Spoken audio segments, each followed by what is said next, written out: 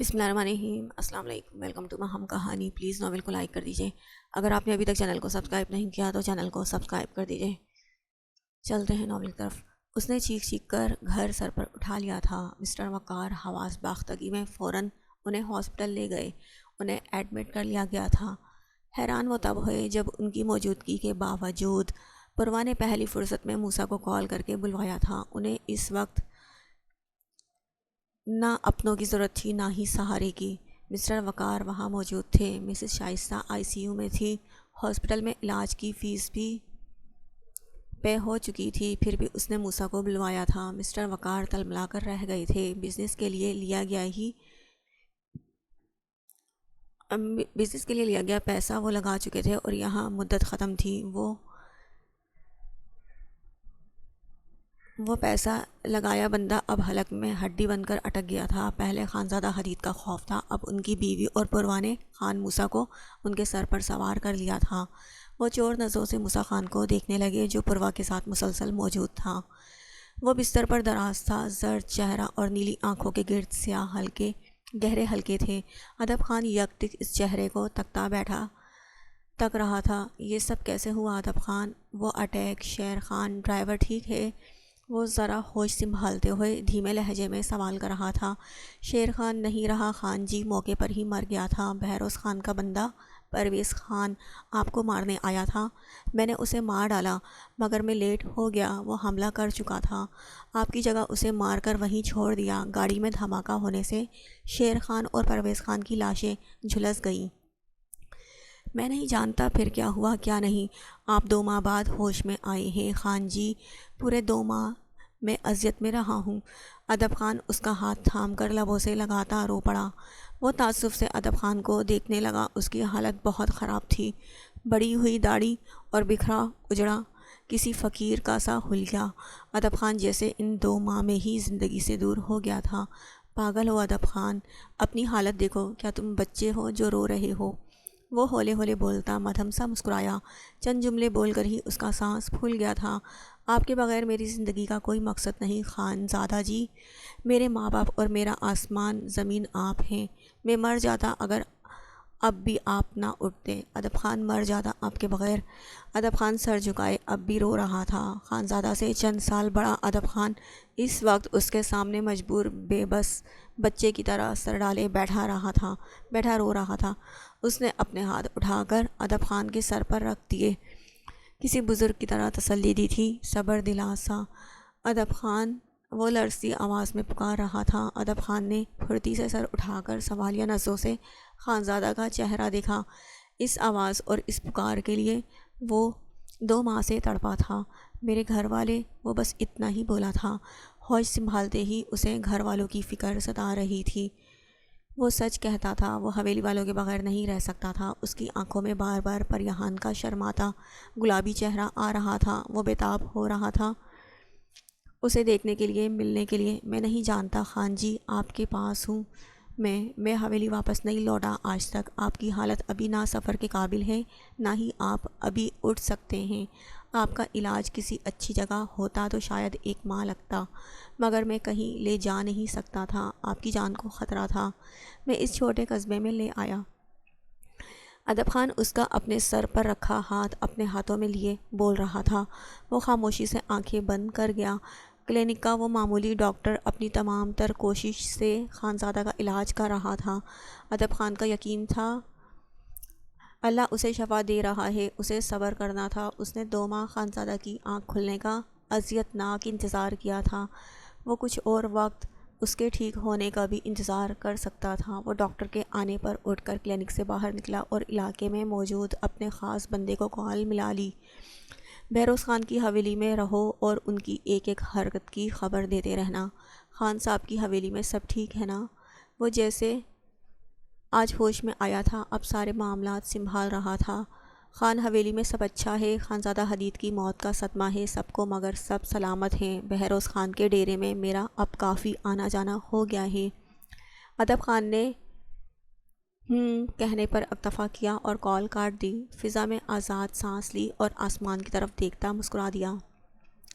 آپ کو آخر کیا پریشانی ہے؟ کیوں نارمل نہیں ہو پا رہی ہیں آپ؟ موسیٰ ان کی رپورٹس لیے سامنے بیٹھا تھا۔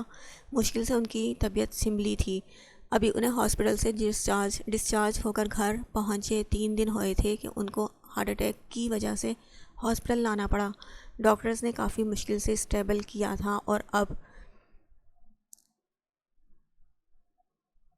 اسٹریس فری رہنے کا کہا تھا۔ موسیٰ پریشان سا رپورٹس دیکھتا مسز شائستہ سے پوچھ رہا تھا۔ وہ ساکت سی پروا کو دیکھ رہی تھی جو خوف سے روحان سی صورت لیے بیٹھی تھی۔ آنی آپ ٹھیک ہو جائیں، مجھے ڈر لگ رہا ہے، پروا نے نرمی سے اس کے گالوں پر ہاتھ رکھ کر کہا۔ میں ٹھیک ہوں بچے، وہ نم آنکھوں سے اسے دیکھتی مسکرائی۔ موسیٰ لب بھینچے انہیں دیکھ رہا تھا۔ وہ گھبرائی ہوئی لگ رہی تھی۔ پریسا کی کال آنے پر پروا اٹھ کر سائٹ پر ہو گئی۔ وقار صاحب کسی کام سے باہر گئے ہوئے تھے۔ موسیٰ بیٹا ایک کام کرو گے میرا؟ پلیز مدد کرو۔ آنی پروا کے جاتے ہی بولیں تو موسیٰ ٹھٹک گیا۔ جی بولیں۔ وہ ان کے پاس اسٹول پر بیٹھ گیا۔ پروا اور پریحان کے پاسپورٹ بنوا دو، ارجنٹ بنوا دو۔ میں نے پریسا سے بات کر لی ہے، وہ دونوں بہنوں کو اپنے پاس بلوا لے گی۔ میں یہ ذمہ داری نہیں نبھا پا رہی، میری زندگی کا بھی بھروسہ نہیں۔ وہ نظریں چرا کر بول رہی تھی۔ وہ اچھا تھا مگر گھر کا فرد نہیں تھا کہ اسے اپنے ہی ہسبینڈ کی بدنیتی بتا دیتی۔ حدید کو تو وہ سب علم تھا۔ پر یہاں تو وہ حویلی میں ٹھیک ہے نا؟ پروا کو کیا خطرہ ہے؟ آپ چاہیں تو مجھ سے شیئر کر سکتی ہیں، وہ نرمی سے بولا۔ جیسے ان کی حالت دن بدن بگڑ رہی تھی، وہ بھی ٹھٹک رہا تھا۔ پر یہاں بذت ہے کہ وہ یہاں رہے گی، مگر پلیز بیٹا خود سوچو، وہ جوان ہے، باقی ساری زندگی بیوگی میں کیسے تنہا کاٹ دے گی؟ وہ اکیلی تھک جائے گی۔ پریسا دونوں بہنوں کی تعلیم مکمل کروانا چاہتی ہے، اپنے پیروں پر کھڑا کرنا چاہتی ہے، یہی بہتر ہے۔ ان کی بات ٹھیک تھی، پر یہاں کو خود غرضی دکھا کر ساری زندگی حویلی میں قید رکھنا انصاف نہیں تھا۔ ٹھیک ہے، مجھے ضروری ڈاکومنٹس دے دیجیے گا، میں دونوں کے پاسپورٹ بنوا لیتا ہوں۔ اگر کوئی پرابلم ہے تو مجھ پہ ٹرسٹ کریں، تب تک پروا کو میں اپنے پاس رکھ سکتا ہوں، وہ سیو رہے گی میری چھوٹی بہنوں کی طرح۔ اس کی بات پر وہ بے ساختہ اس کا چہرہ دیکھنے لگی۔ کچھ وقت سے وہ بہت اچھے سے سنبھال رہا تھا، اس کی نیت پر شک کرنا تو بنتا ہی نہیں تھا۔ جو باتیں وہ وقار صاحب کی سن چکی تھی، انہیں یہ حل بہتر لگا۔ پریسا کے پاس جانے سے پہلے پریحان کی عدت مکمل ہو جائے اور پروا موسیٰ کے پاس رہے۔ دل پر پتھر رکھ کر انہیں ماننا پڑا۔ میرے پاس میرے ہسبینڈ ہیں، پروا کو اپنے ساتھ لے جانا اور یہاں مت لانا۔ میں سنبھل جاؤں تو خود چکر لگاؤں گی اس کے پاس، حویلی لے جاؤں گے۔ وہ مطمئن ہو گئیں، پروا کی پریشانی کا حل مل گیا تھا۔ موسیٰ ان کے سوال پر نفی میں سر ہلا گیا۔ برا مت مانیے گا مگر پروا کو حویلی میں ویلکم نہیں کیا جائے گا، یہیں شہر میں گھر ہے، ملازمین بھی ہیں، وہ اکیلی نہیں ہوگی، آپ فکر مت کریں، وہ آہستگی سے بولا۔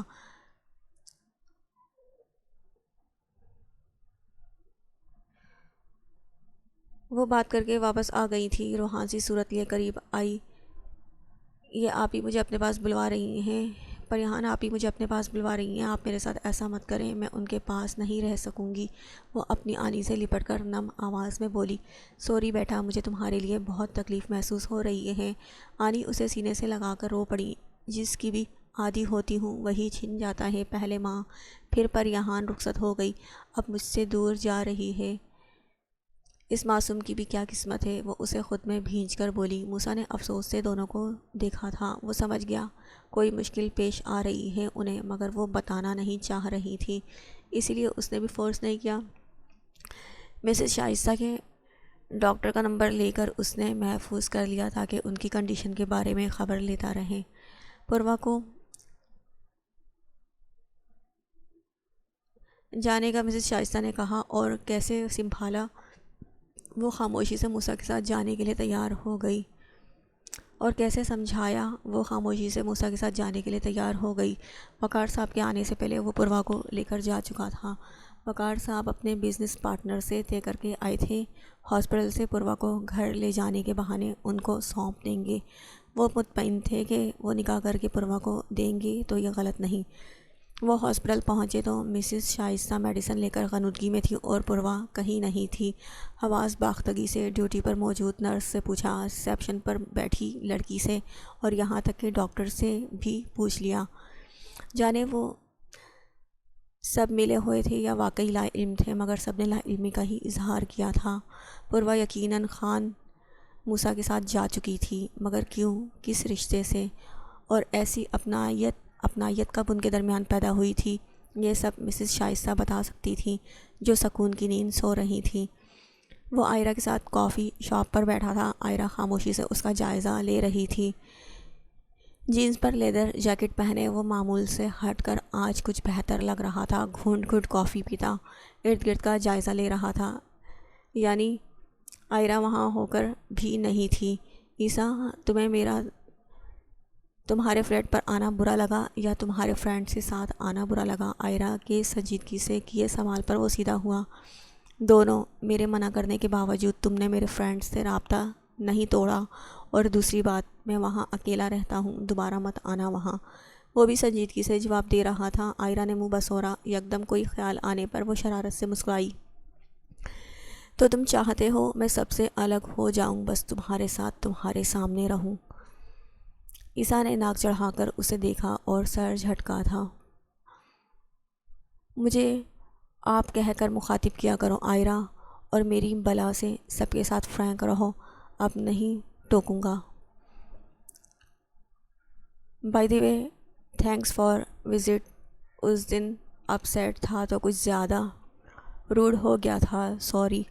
وہ گہرا سانس بھر کر بولا تو آئرہ نے خوشگوار حیرت سے اسے دیکھا۔ وہ بدل گیا تھا، شکریہ کر رہا تھا اور اپنے رویے پر بھی شرمندہ تھا۔ اٹس اوکے، میں سمجھ گئی